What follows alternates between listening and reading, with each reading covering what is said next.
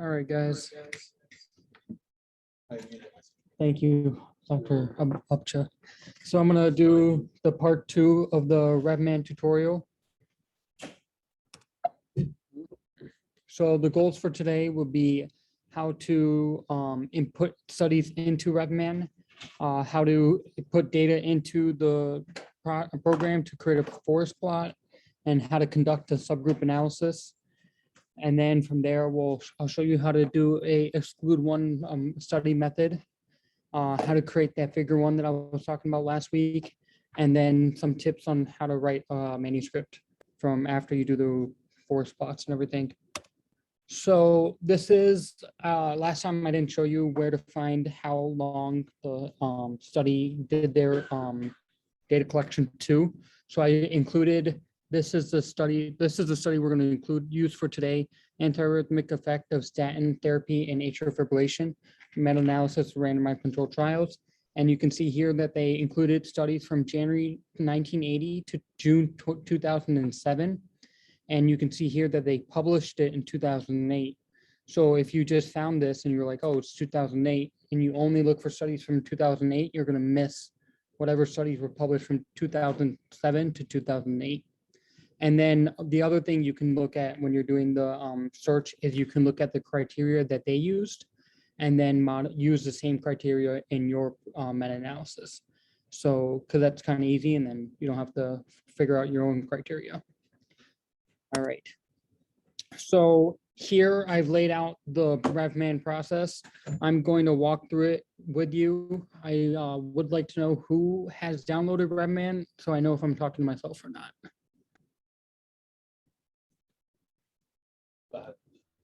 Fahad? Okay. Thank you, Fahad. Thank you. All right. So let me just set up here. This is what we are going to be using today. Let me just get my screens.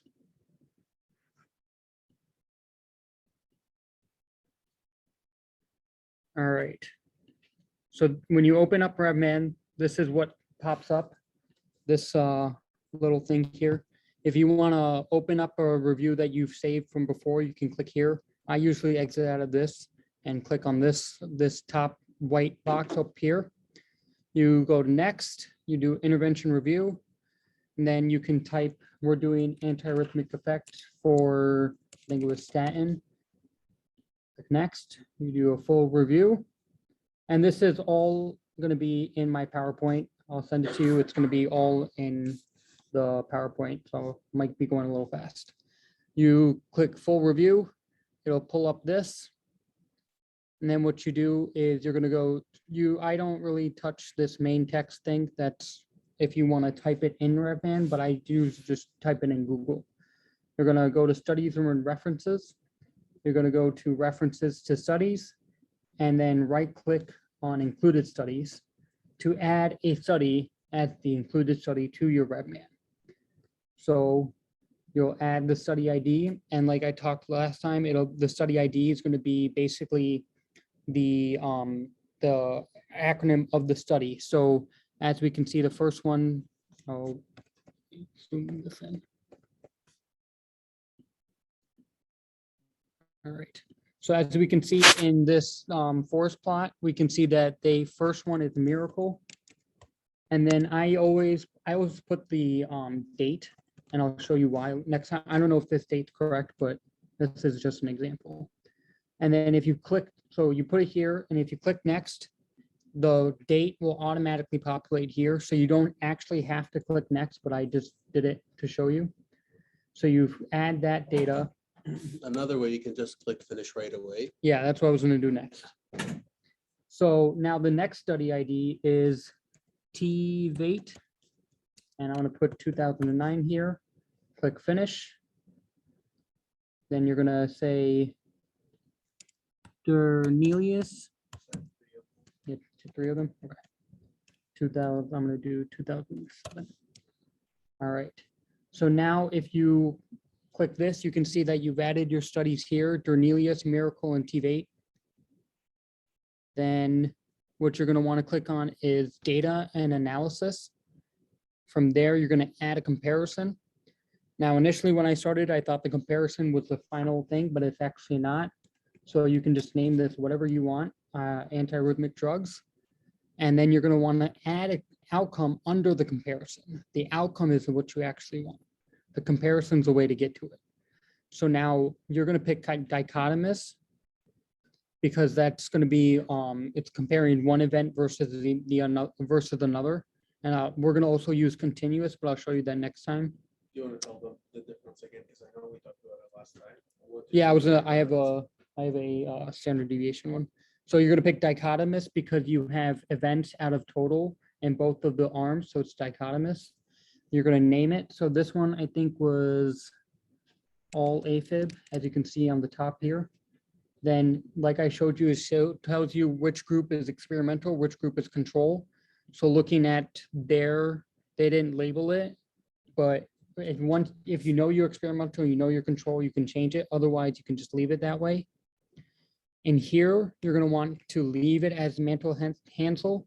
You're going to want to pick random effects because that's, like I talked about before, that eliminates bias. And then you want to pick risk ratio. Go to next. This one, I don't change anything. This one, if you did change the table for experimental and control, you're going to want to change it here just so everything is the same. Now, when I told you to put the year of the study, I sorted by the year of the study. So it's every forest plot is organized the same way. If you put it the study ID, I feel like RevMan picks their own organization and it's not always correct.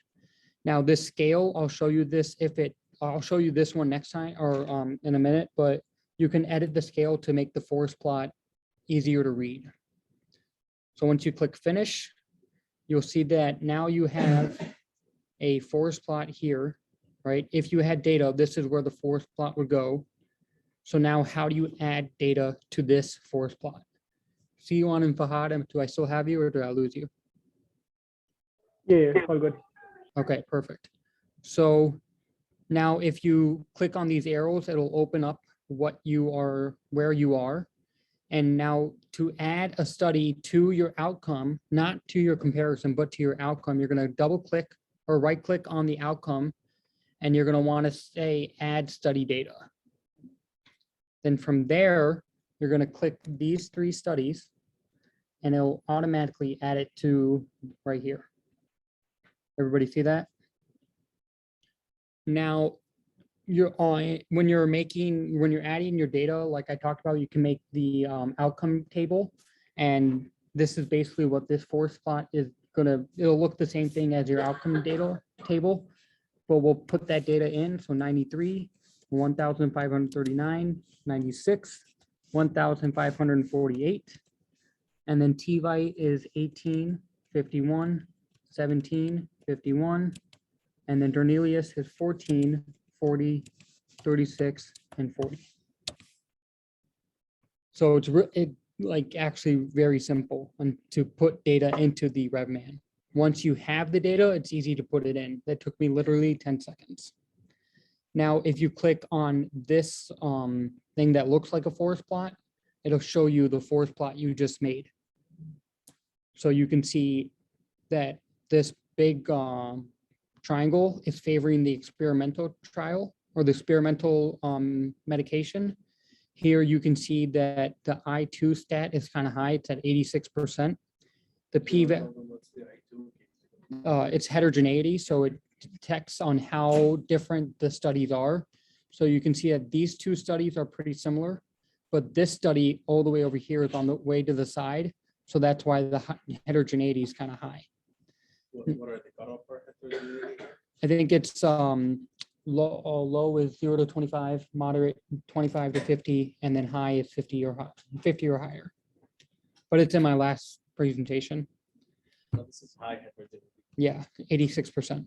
Now this p-value is 0.34, so that's not significant, right? And the other thing that you can know that from it crossing the midline too. I don't know if they can hear me. Yeah, I think they can. You speak pretty loudly. But can you hear me? Yeah, we can. All right. So Rohan, how did you get this forest plot out as an image? Did you just double click or No, you see this one right here? Yeah. If you click this, it'll pull up everything into a nice image. Gotcha. So now what I want to show you is how you like we were talking about with this high heterogeneity. The next thing is how do you decrease the heterogeneity? And that's by what you do. The two ways to do it is the exclude one method and a meta regression analysis. Like I told you yesterday or last time, I don't know how to do a meta regression analysis. You're You gonna can't have do it on RevMan. no, you have to talk to a statistician, but you can do the exclude one study. And it's not very hard. But what I do is I pull this all the way over here and you're going to unclick one of these. So you see how all three of these are included. If I unclick one, it disappears. Did my I2 stat change? It actually increased. So that's a bad thing. Did this one change? No, it increased. Did this one change? Hey, look at that. It went to 0%.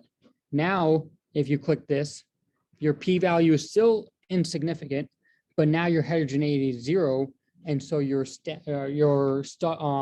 outcome is more relevant to your discussion. Does everybody understand that? And you can also like mention this in your, like when you actually type down the results, if you have everything, let's say you have the three of them, whatever your odds ratio or risk ratio is, here is, where is it? Let's say this is versus this, odds ratio was 0.74, and then this is our confidence interval, heterogeneity was 86%, which was high, so we excluded each one of the studies to find the lowest heterogeneity, and then when we excluded Miracle et al., we ended up with an odds ratio of 0.99 and heterogeneity of I2. So you use this information in your manuscript as well, because you want to know the study 1 to 2 studies. It doesn't have to be only one, but you want to know if these studies have affected your odds ratio in a statistical significant way as well.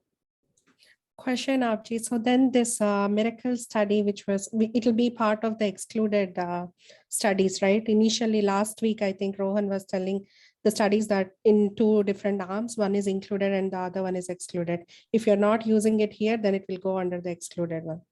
You will still use it because it's still included in the primary outcome, but you just do this sensitivity sensitivity analysis where you exclude it from this outcome because it contributes to the heterogeneity, but it's still included in the study because when you report this outcome, whatever this outcome is, let's say all AF, when you're going to report it, you're going to report it with Miracle 2010 being included, but then to comment on the high heterogeneity that it was kind of caused by Miracle at 10, and this is for your results after, but it's still considered to be included in the study.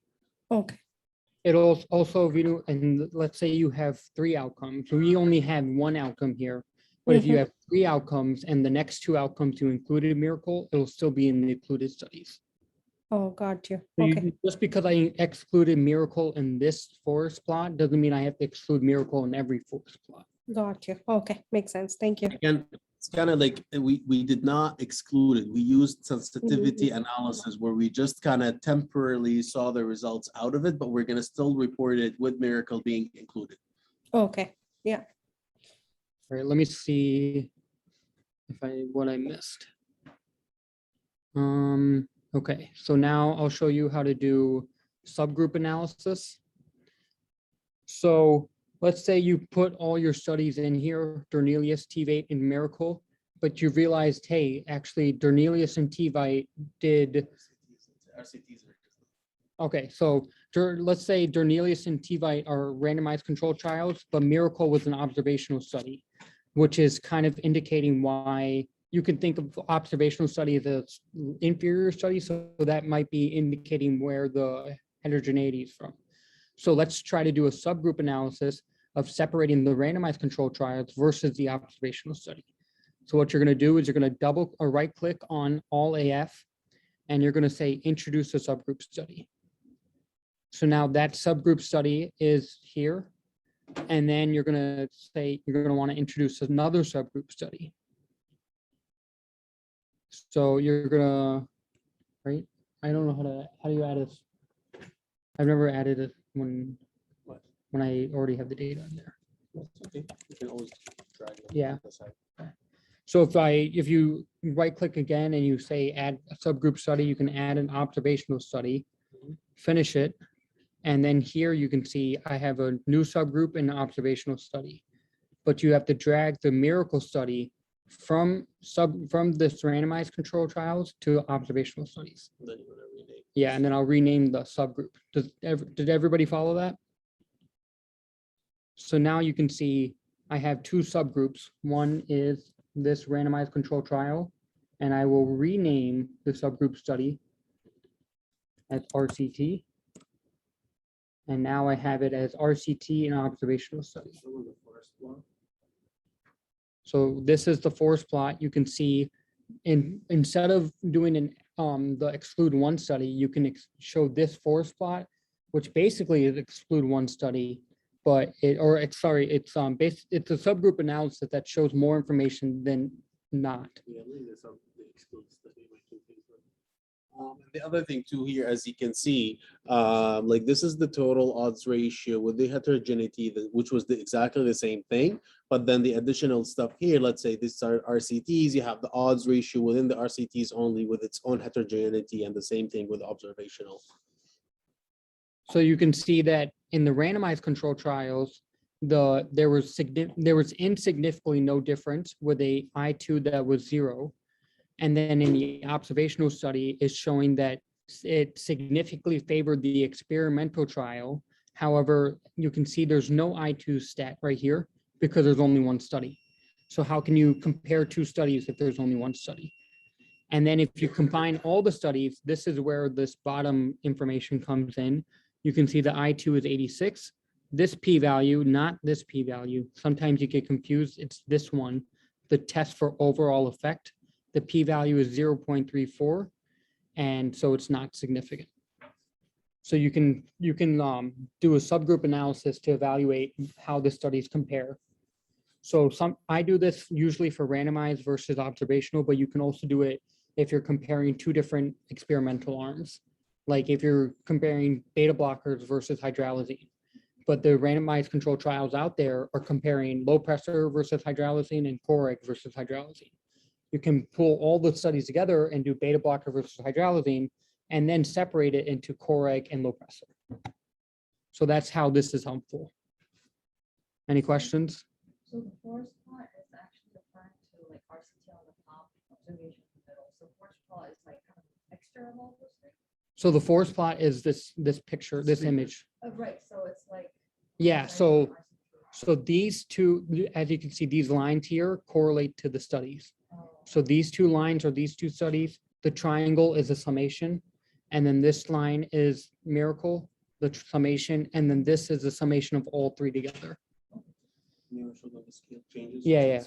So you see how this, you can't really see the 95% confidence intervals here. So it's because the scale is to 100. And that's why you can't really understand it. So you click on this. Oh, I didn't know that. So you can drag this over, and then you can try to fix it by dragging this, and you can see that you try to just find your nice picture. You see how that's a little bit better? All right. So now I want to go into what is a dichotomous, dichotomous versus continuous. So if we go back to my PowerPoint, this is a dichotomous forest plot because as you can see, there's an event number out of a total number of patients, and there's no standard deviation in this forest plot. However, when you go to a continuous study, now this is a study that I published, so because I couldn't find a good continuous forest plot, but what I evaluated here is BNP in SGLT2s versus placebo. And as you can see, I have for a BNP, it's going to have a number, but then every patient's going to be different. So then there's going to be a standard deviation. So that's why I have a mean value of the BNP and then the standard deviation of the BNP. And then you have total, and then for the placebo, you have the same thing, mean, standard deviation. you want me to do this one too? No, I Sample. think it's gonna be end up the same, because like he's gonna fill out mean, standard deviation, and total, which will be provided in the studies, the same idea. And just kind of a reminder, do you guys remember like in step one, I think, when they told us about the categorical versus continuous variables?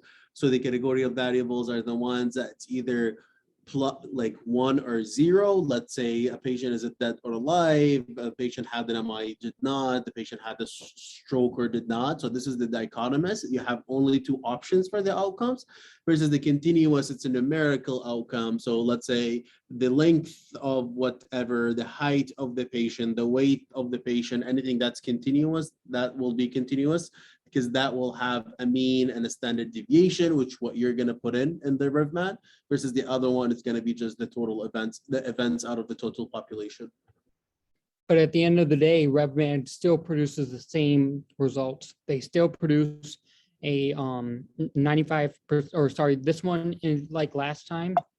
Why can't I go back? This one, as you can see, this one, they did an odds ratio. So this 0.39 is their sum odds ratio, whereas we did a risk ratio. And in the forest plots, you can know which one it is by, it'll say right there. Whereas the next one, this is the mean difference. The mean difference is for all continuous forest plots. The mean difference will always be in the continuous, but if you guys remember in the dichotomous, there were multiple options. There was odds ratio, risk ratio. Usually there's no clear answer. I've tried to look into this of one to use each. The only thing that I like kind of came up with, that if you have anything retrospective, you should use odds ratio. Is one of the studies that retrospective, you should go with odds ratio. If all of them are prospective, then you can use risk ratio. This is what I usually do, but there's no really clear answer of when to use odds ratio versus risk ratio. I usually use risk ratio and random effects. All right, so my next are the, yeah. I might be wrong, but I think I remember it, case control and cohort. That's when like the difference comes, right? Like risk ratio Yeah. and odds ratio. Here, if you're doing like different studies, let's say one is case control and the other one is cohort, would you still go with like So odds ratio? they're all cohorts. They're not case control, because with the case Okay. control, you can't compare 2 sides against each other. You can only do that with cohort studies, retrospective or prospective. Okay, so mostly we are looking at cohorts then for meta-analysis. Only cohort, no case reports or case studies. Because Okay. again, the important thing is you need, as like you can see in the figure, you have SGL2 versus placebo. So you can only compare 2 sides in cohort studies. You cannot do that in case study, because in case study you have a number of cases and you're just reporting what these number of cases have. Okay. So the other thing I want to talk about that I forgot to include on the actual presentation is which side. So as I discussed, the sides of, how do I say this? So on this side, it says favors treatment, and in my example, it said favors experimental, and then this one is favor control. You would like to reverse that if the outcome you're evaluating is positive. So these are negative outcomes technically. But if you want to do a positive outcome, you would switch it. You'd make this side treatment and this side control. That's actually a trick Abdullah taught me. Right? Yes. Yeah. All right. So the subgroup analysis is just laying out what I showed you guys before, how to introduce the subgroup analysis to further evaluate your studies. And then I showed you the exclude one study, where if your I2 is high, you can go back and click through the boxes and try to figure out which study is introducing the heterogeneity. Okay, now figure 1. So as I showed you before, you want to make that Prisma figure 1. So what you do, it's in RevMan itself, you click on figures, or right click on figures, add figure, and then you're going to scroll down and to hit study flow diagram or Prisma template. Hit next. I usually leave it like that, and then it'll come up. So you're going to go into figure 1, and then you'll go, they pull up this beautiful diagram here, and you just go through and you say, you look back at your data and you say, I had 503 records initially through my database. There was 10 other records that I found through other sources. After I removed the duplicates, there was, I don't know, 250 studies. And then you just go through and you say, you basically, you go, how many was in the database? How many after duplicates removed? How many did you actually screen? So this, I usually edit this one to be screened by title and abstract reading. And then this one, I assess the actual full text. So this one, I'll have like the study was an observational study, or the study included only one arm. The study did not include the arms that I wanted, or the study was a review article. Sometimes they can be misleading per the title, so you have to evaluate the full text. And then you get at the end that I had, for this one, I had 3 studies in the qualitative synthesis. And then this last one, this box and this box are usually the same number. I don't know why they do it like that, but it's always the same number. Does the figure 1 make sense? And then how to save figures. So what you're going to do here is you're going to hit this button right here, and you can save it where you want. It automatically pulls up to save as an SVG, which no manuscript will accept an SVG. So you do it as a PNG. And then some manuscripts want it as a JPEG, and it's easy to convert from a PNG to JPEG. RevMan does not make JPEGs. And then how to save this, the forest plot.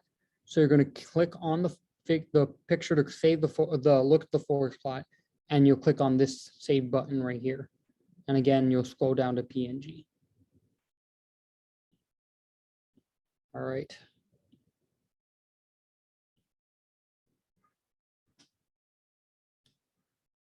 So now writing the manuscript. So now you've done all the RevMan, you did 4 or 5 outcomes, you did your exclude 1 analysis. So how to write the manuscript. So first you'll start with that. Well, obviously there's an abstract, but I never start with the abstract. I always start with methods, but there's abstract, introduction. For the introduction, you want to include the background. Why are you including the study? Where, like, what is the new experimental trial you're evaluating? Why are you evaluating it? Why do you think it's beneficial? You want to, I always look at the last guidelines. So I'm obviously do cardiology. So I look at the AHA or the ACC or European guidelines. What did they recommend? And how is this experimental medication new? Or how is it, or what class evidence do they have that I'm trying to show that it should be better? Does that make sense? The other thing is you want to include previous studies. So before they did the AFFIRM trial, but now I'm doing the Rocket AF trial. That's where you want to include the studies from before. You want to include what is the knowledge gap, that AFib should be a rhythm control medication or rhythm control disease instead of rate control. Then you go into your methods. So basically what I do every time is I change my inclusion exclusion criteria based on the manuscript, and then I copy paste the rest of the methods, because the methods never really change on how to do a meta-analysis. And if you want a copy of an example method, I can send you one once you find a study. How to do the results. So you're going to describe your results and include your statistics. I can try to find a meta-analysis and show you those results, but I actually wrote it here. So in the Fossier's trial, what they did is, this is their sentence for the all AF outcome that I showed you before. They said overall, the use of statins was significantly associated with the decreased risk of recurrence of AFib compared with the control. So then they include odds ratio, their 95% confidence interval, and then their p-value. And their p-value is less than 0.05. And so that's why they can say significantly associated. The only thing I would have added was the I2 stat right here at the end. So the discussion, you restate your results, but without any odds ratio, p-values, I2, you just say this one was statistically associated, this was not statistically associated, and you go, and the other term you can use is there was no difference between the two studies instead of insignificantly associated, because sometimes you say significantly so many times. Then you're going to want your next paragraph, you want to discuss the new studies that you included. So if there was 3 previous studies, you added 2 studies, you want to describe the 2 new studies in the discussion. And you want to include their primary outcome, their secondary outcome, if it was significantly associated, what were their limitations, what did they say, what were their reasonings. And then you want to provide reasonings for your results. This is what takes the longest out of the discussion. Well, not the longest, but the most brain power is, well, how do you explain why statins was associated with decreased risk of AFib? So you have to go back into the literature, find how does statin affect AFib, and then you have to think a little bit on yourself as well. And you can also look at previous meta-analysis, previous randomized control trials, do some reading, see into their discussions, what did they say, and try to build off that. The last paragraph of the discussion is the limitations.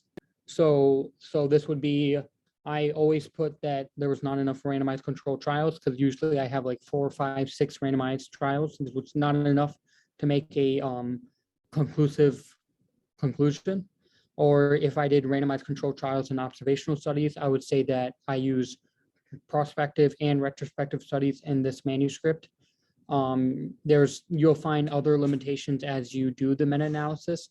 Like sometimes the primary outcomes, the definition of the outcome is different in each study. Like I'm doing one right now where the cardiac mortality was defined in some studies as cardiac mortality, whereas mortality was defined as only all-cause mortality in some studies. So technically those definitions are different, and that will lead to a limitation in the mortality outcome. Then you do your conclusion, your references. So that would be whatever you included in the introduction, whatever ones you included in the results, and then whatever you used in the discussion to supplement your results. Then you have your figures. Figure 1 is that PRIMSA flow sheet, and then figures 2 to maybe like 7 or 8 are your forest plots. Then tables 1 and 2 are what I showed you last time, the characteristics of the included studies, and then table 2 is characteristics of the included patient of the studies. Any questions?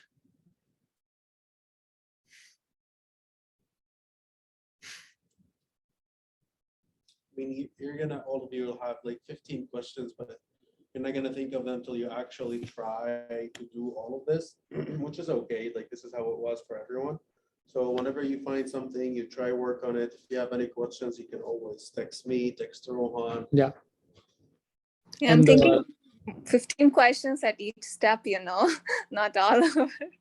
Like I went through it pretty quickly, but this I went through and I typed it all out here on how you get to everything that I was showing you, in case you missed it or you just didn't listen to me. The other thing I would say is watch the YouTube video on this specific program and this model 5.4. YouTube video will teach you 90% of the things, and you can figure things out the rest of the 10% on your own. Honestly, it really takes a high school degree to master the software. It looks very complicated, but it's very simple. Once you do 1, you know how to do 10. The biggest problem is finding the studies or finding the idea, finding the new studies, and then doing the discussion. Doing the actual RevMan seems daunting, but it's pretty easy. What I do for the YouTube video is I paused it right in the beginning and I just scrolled through to find what they clicked. All right, that's all I have for you today. Thanks, Rohan.